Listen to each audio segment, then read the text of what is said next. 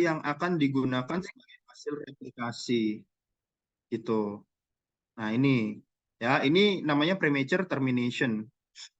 Oke, lanjut.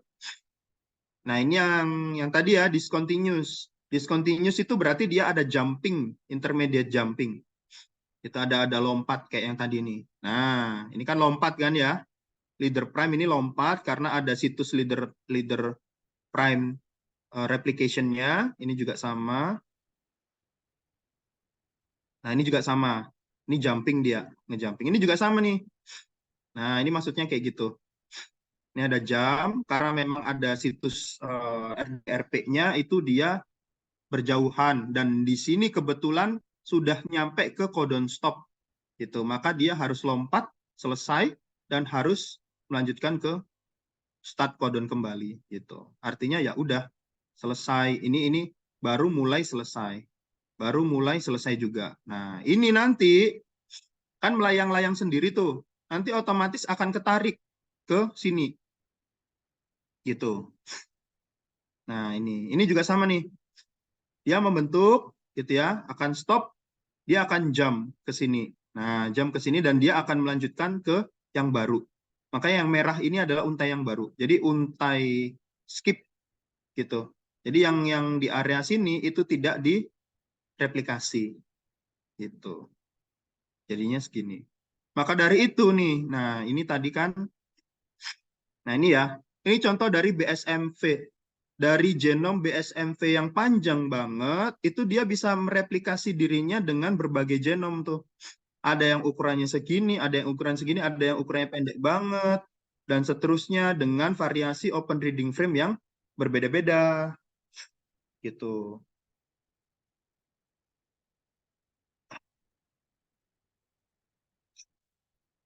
Nah, sekarang setelah kita membahas yang double strand, kita membahas yang single strand RNA tapi yang negatif ya. Ini single strand RNA yang negatif. Nah, kalau negatif, ya maka dia harus membuat yang positif dulu, kan gitu kan? Membuat yang positif dulu.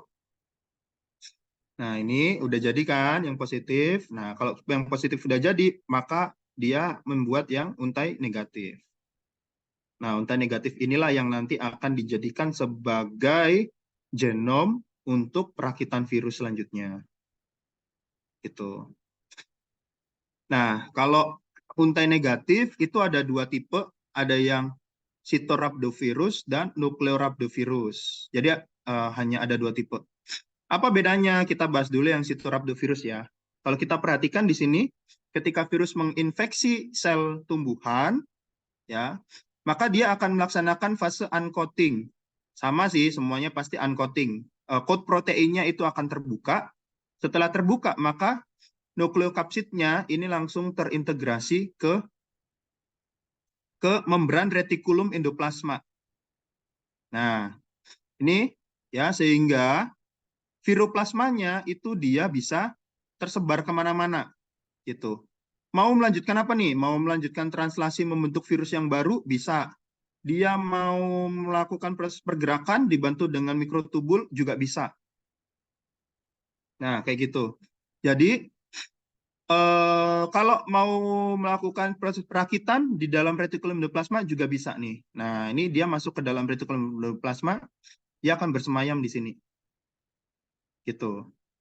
Nah, kalau yang nukleorhabdovirus itu dia benar-benar memanfaatkan pori-pori nukleus untuk masuk gitu. Nah, dia masuk ke dalam pori-pori, dia akan memanfaatkan nukleoplasma gitu. Jadi di dalam nukleoplasma inilah replikasi virus terbentuk. Jadi nggak di bagian luar ya, nggak di bagian luar gitu. Kalau ini sitorhabdo makanya sito itu sitoplasma. Nukleo itu nukleoplasma. Berarti ada di inti, satunya ada di sitoplasma gitu. Tapi tetap yang di nukleoplasma itu dia akan memanfaatkan pori sehingga viroplasmanya itu bisa bergerak dari sel ke sel gitu. Kalau yang sitoplasma kan gampang sebenarnya ya. Dia cuman ya udah langsung aja melalui plasmodesmat. Kalau yang viroplasma itu dia harus melalui pori dulu. Nah, melalui pori dia akan bergerak di sepanjang sel menuju ke plasmodesmat. Biasanya menggunakan bantuan sitoskeleton. Oke, lanjut. Nah, ini RNA utai ganda. Ini proses translasi. Ini dia viroplasmanya ada di ya ini masuk gitu ya. Terus double strand synthesis, dia akan terbentuk double layer, virusnya exit gitu. Ini di dalam nukleus ya ceritanya. Dalam nukleus. Ini virus entry. Oh, sorry, bukan. Di dalam sel ya. Ini nggak mesti di dalam nukleus sih. Virusnya masuk. Nah, ini assembly, lalu ada sintesis dan sama sih, sama ya kayak yang tadi. Kita lanjut saja. Nah, ini situs replikasi intraseluler. Ini waktunya tinggal dikit lagi, keluar lagi nih kita. Reovirus itu mereplikasi diri di sitoplasma. Jadi kayak sitorhabdovirus tadi ya. Setelah infeksi berlangsung, viroplasma dengan pewarnaan padat muncul di sitoplasma. Viroplasma terdapat dalam sel di bagian jaringan yang terinfeksi baik sel vektor maupun sel inang tumbuhan.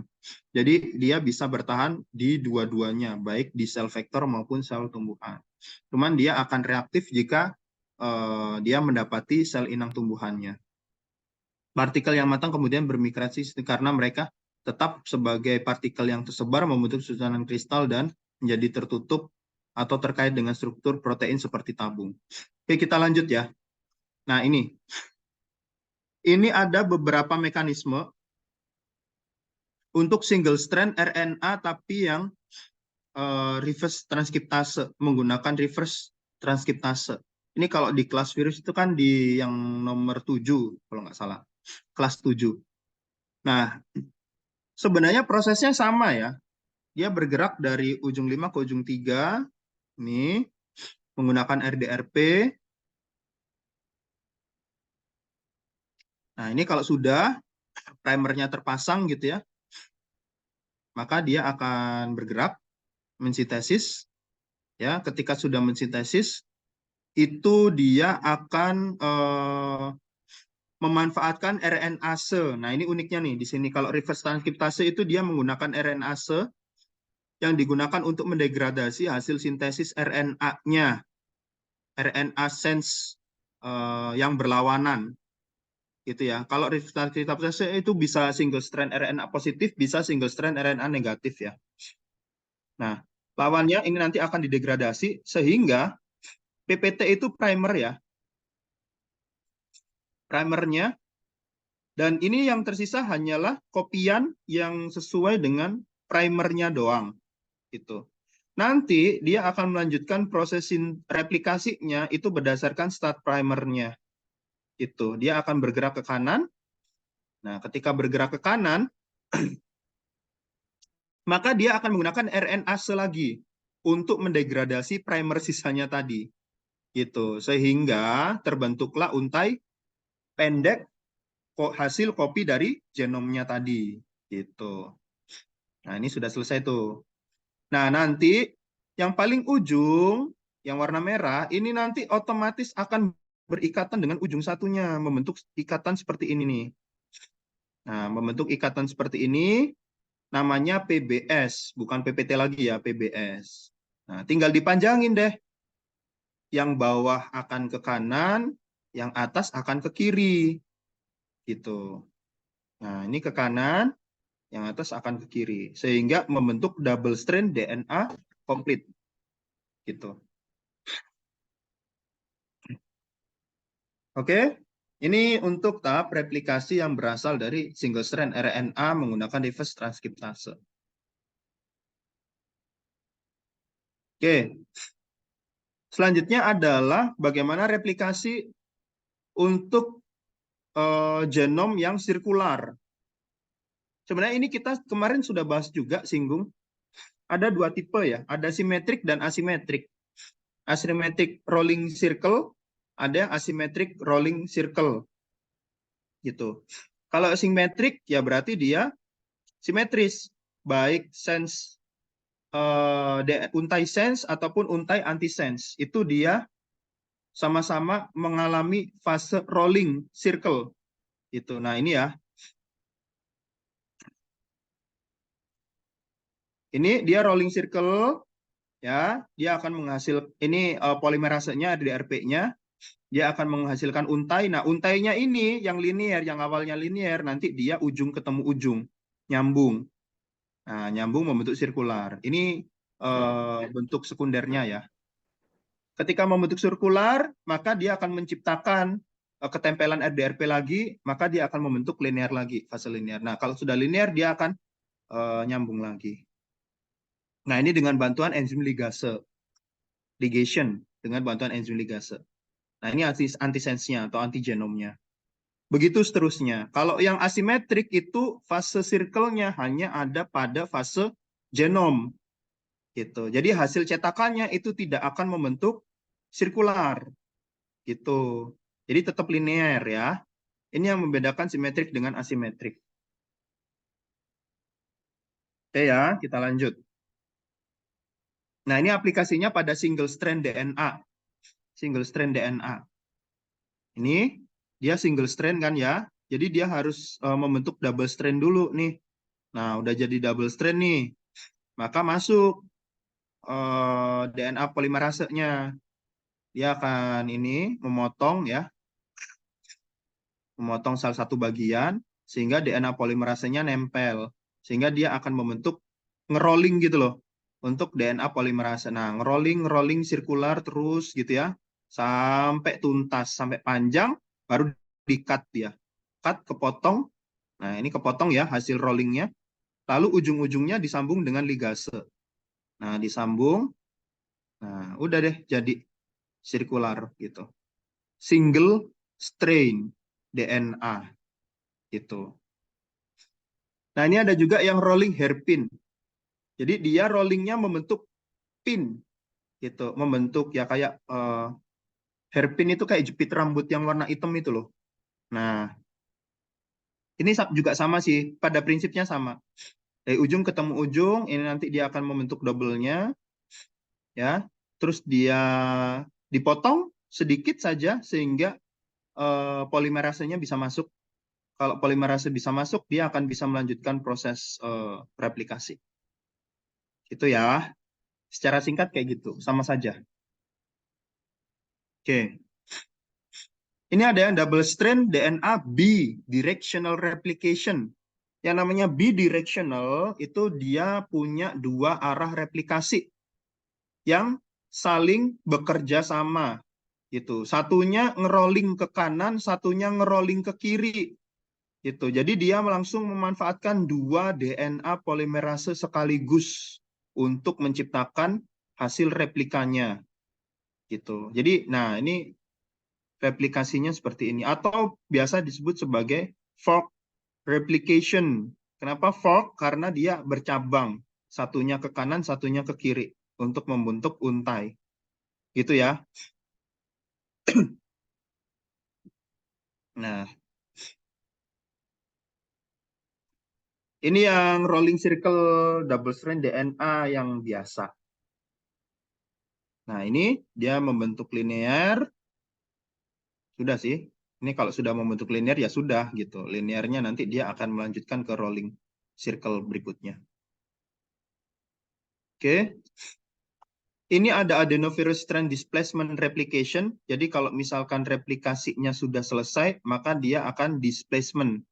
Itu akan ya udah proses pelepasan. Ini contohnya ya. Ada fase. Nah, ini ada double strand ya, double strand. Terus nanti dia akan dibuka, terus pemasangan primer yang warna biru, pita kecil, nempel. Ini adalah awal mula polimerase bergerak. Lalu dia akan bergerak ya, displacement. Jadi dia ini akan bergerak sekaligus membuka pita DNA-nya. Gitu. Nah, ini ketempelan ini ya, apa itu namanya helikase gitu ya. Yang mana dia tidak lagi berebut menempel ke apa itu namanya untai yang terbuka. Gitu. Jadi kalau yang sudah dibuka, dengan enzim polimerase ini dia nggak akan nempel lagi gitu. Ya udah dia akan bertahan sebagai single strand gitu. Bertahan sebagai single strand. Nah, kalau sudah selesai, ini nanti bisa kembali lagi ke fase yang pertama. Gitu, ketempelan primer lagi, dibuka lagi. Begitu seterusnya. Nah, ini yang khas pada adenovirus ya. Tipe replikasi pada adenovirus. Nah, ini yang tadi, yang single strand, itu dia akan membentuk circular hairpin. Gitu. Sehingga penempelan primer, nah ini dia sembari melakukan replikasi, itu sembari dia merontokkan protein-protein yang menjaga kestabilan dari untai strain-nya. Gitu. Oke, sampai menyambung menjadi untai ganda. Itu. Balik lagi ke siklus awal. Jadi ini nanti bisa berperan balik lagi ke siklus awal. Gitu. Ini tadi sudah ya, ini rolling dice tadi sudah nih. Ini di rolling sampai ke ujung, baru nanti dia rolling lagi sampai ke ujung. Ini sama nih. Pada prinsipnya sama sih, double strand DNA sama double strand RNA itu pada prinsipnya sama. Kalau DNA ya dia menggunakan DNA polimerase, kalau RNA dia menggunakan RNA polimerase. Bedanya cuma di situ. Oke, itu tadi replikasi semuanya sudah saya sampaikan ya, dari berbagai macam kelas virus gitu ya. Nah, selanjutnya kita bicara tentang mutasi. Bagaimana si virus itu terjadi mutasi ya. Mutasi itu adalah definisinya ke salah arti ketika melalui proses replikasi. Salah arti itu ya salah penerjemahan. Kok bisa? Banyak faktornya. Berdasarkan cara replikasi, berdasarkan konteks urutan nukleotida, atau faktor lingkungan. Ini hal-hal yang mempengaruhi terjadinya mutasi. Mutasi biasanya paling banyak terjadi di mana? Paling banyak ini terjadi di DNA polimerase. Kenapa? Karena DNA polimerase itu melalui step yang lumayan panjang dibandingkan dengan RNA polimerase. Karena fokus pembentukan replikasi itu ada pada mRNA atau RNA single strand gitu ya. Kalau DNA itu harus melalui fase-fase pembentukan RNA gitu ya. Terus belum lagi nanti dia harus menggunakan fase DNA apa itu namanya? DNA double strand gitu dulu ya, yang DNA single strand dan seterusnya. Jadi ya ini yang menyebabkan tingkat mutasinya lebih tinggi. Nah, ini kalau di tabel nih, ini yang paling tinggi kejadian mutasi itu ada di CMV, di Capsicum annum gitu. Cabe-cabean ya. Maka dari itu biasanya kalau cabe itu kan sebenarnya gampang banget kena virus gitu karena memang virusnya itu gampang banget termutasi itu dibandingkan dengan virus-virus yang lain. Gitu. Nih kalau kita lihat nilai tingkat mutasinya, keterjadian mutasi gitu ya, dibandingkan dengan zeamyce gitu ya dan lain-lain, itu cabai yang paling besar dibandingkan dengan yang lain. Oke, kita lanjut. Nah, ini mekanisme yang terjadi untuk rekombinasi gitu ya. Jadi selain faktor mutasi itu ada juga faktor rekombinasi yang menyebabkan terjadinya mutasi gitu ya. Faktor rekombinasi. Rekombinasi itu apa? Rekombinasi itu perbedaan susunan genom yang awal gitu ya atau genom induknya ketika mengalami proses replikasi itu terjadi untai yang berbeda. 1 menit lagi kita akan keluar, nanti kita akan masuk lagi ya kalau ke out. Nah, ini mekanismenya ada dua, ada yang replikatif, ada yang non-replikatif. Kalau replikatif, itu mutasinya terjadi pada saat dia melaksanakan proses replikasi. Kalau yang non-replikatif, terjadi pada saat dia tidak sedang melakukan replikasi, tapi terjadi pada proses pemotongan biasanya. Ya. Nah, ini dipotong dengan enzim tertentu gitu ya, di package. Nah, hasil potongan-potongannya itu loh, secara nggak langsung dia nyambung gitu. dengan bantuan enzim ligase sehingga terjadi kombinasi genom antar satu dengan yang lain. Nah, ini jadi satu kesatuan untai genom gitu.